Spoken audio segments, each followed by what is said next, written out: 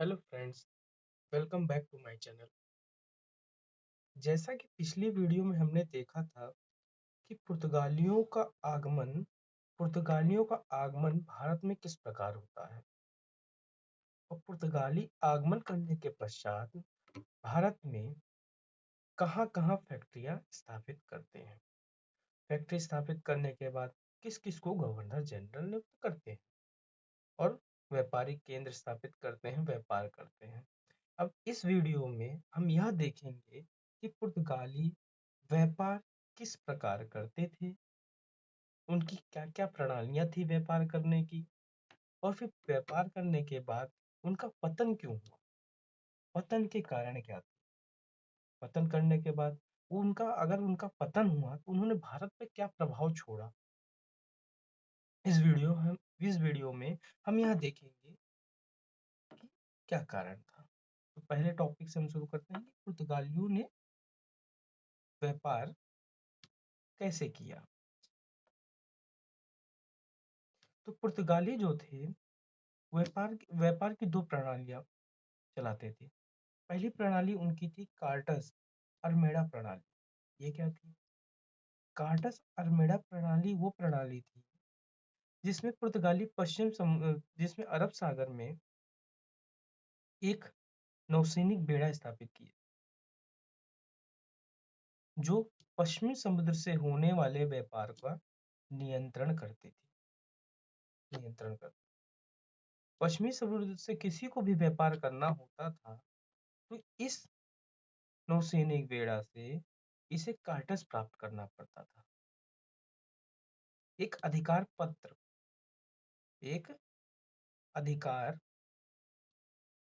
पत्र प्राप्त करना होता था, तब जाके उसको व्यापार करने की अनुमति मिलती। इसको कहा जाता था कार्टस अरमेड़ा प्रणाली।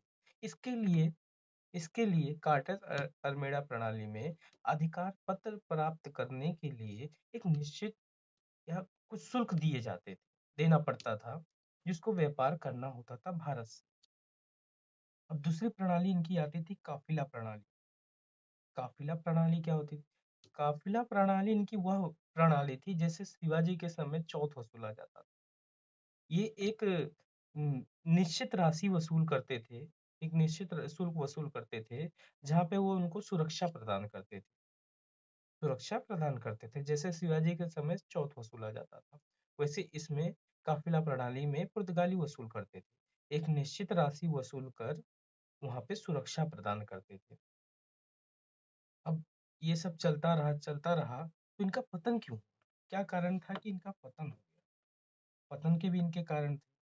पतन के इनके पहला कारण इनका था कि धार्मिक असहिष्णुता की नीति अपनाना। मतलब इन्होंने धर्म परिवर्तन करना शुरू कर दिया था। धर्म परिवर्तन करना शुरू किया था। धर्म परिवर्तन शुरू किया, ईसाई धर्म का प्रचार-प्रसार किया। इससे लोगों में काफ़ी मतभेद हुए, ये कारण था।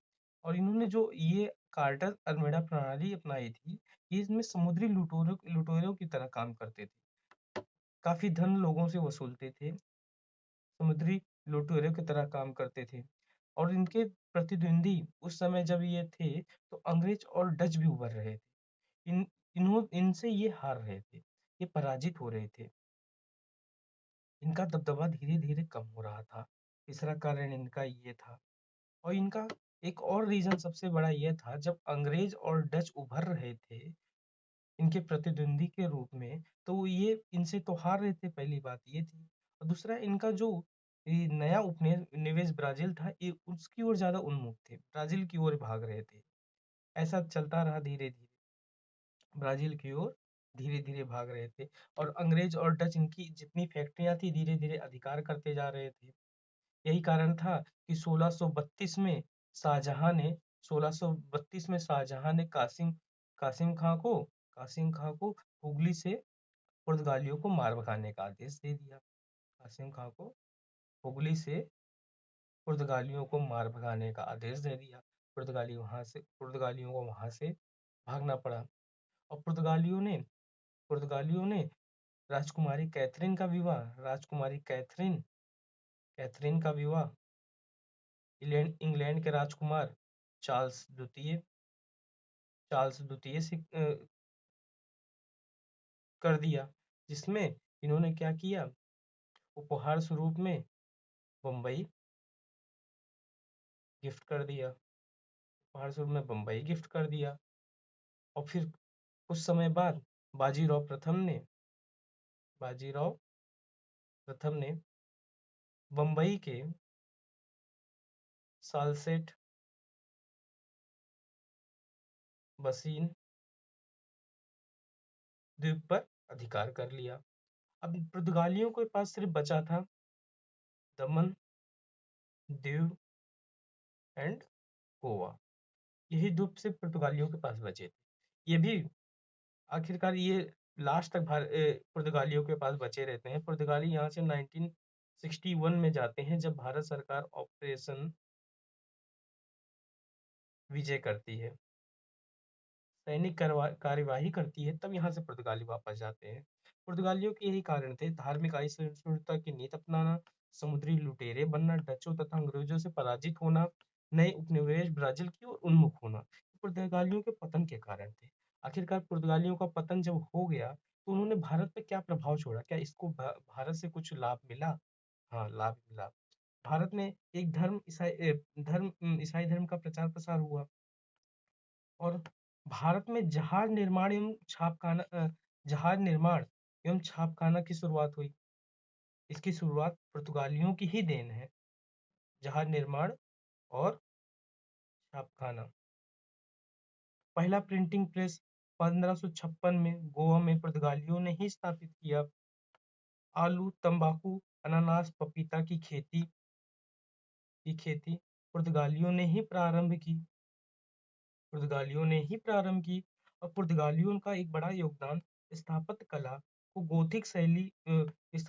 की गोथिक शैली भी भारत में लाई, जिसमें नुकीले मेहराब का निर्माण वाले भवन का निर्माण किया गया। नुकीले मेहराबों वाले भवन का निर्माण किया गया। पुर्तगालियों का यह प्रभाव भारत पर था, जो काफी देन थी पुर्तगालियों की। यहाँ से हम लोग का पुर्तगाली चैप्टर जो है वो समाप्त होता है। अब आगे हम नेक्स्ट चैप्टर डच पढ़ेंगे।